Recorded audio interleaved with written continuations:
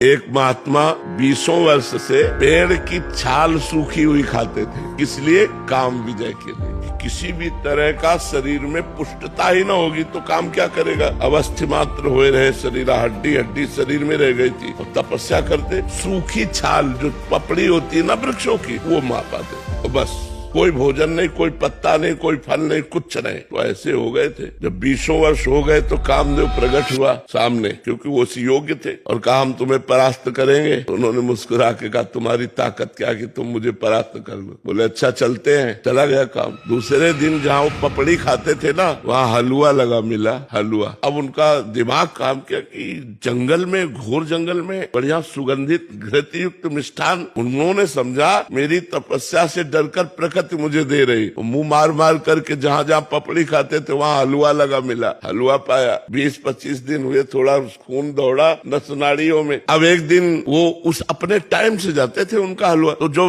Time से गए वहाँ पाने के लिए, तो देखा एक 16-17 वर्ष की लड़की हलवा लगा रही। वह भयभीत होने का वो नाटक किया। बोले भयभीत मत हो, भयभीत मत हो, शांत रहो, नजदीक आओ। जो ही देखा तो कमल नयनी सुंदरी छम छम करती हुई पायल। महाराज ने कहा कि तुम डर क्यों रही हो निडर होकर? ये हलवा तुम लगाती थी? हाँ महाराज, आप जैसे तपस्वी की सेवा हमारी सामर्थ्य कहाँ की आंख मिला के कर सके कि मैं आपके सामने जाके हलवा परोस सकूं, इसलिए छुप छुप के। बोले आज से छुपने की जरूरत नहीं है और पेड़ में लगाने की जरूरत नहीं, सीधे ले आया करो पात्र में हलवा। 10-5 दिन और हलवा पाया सीधे। अब तो काम वेदना अंदर जागृत हुई। उन्होंने कहा देवी तुम्हारा ब्याह हुआ है? तो उनका नहीं महाराज। बोले मेरा भी नहीं हुआ। तो बोले मैं आप जैसे महान तपस्वी को पति रूप में प्राप्त कर सकूं, ये तो मेरा सौभाग्य है। तो उनका फिर बोले एक शर्त है, हमारी माँ जंगल के बाहर रहती है, और उन्होंने कहा पति वही बनेगा जो अपना मुंह काला करवा कर हमें पीठ में बैठाल कर वहां तक ले जाएगा। बोले कर सकता हूँ।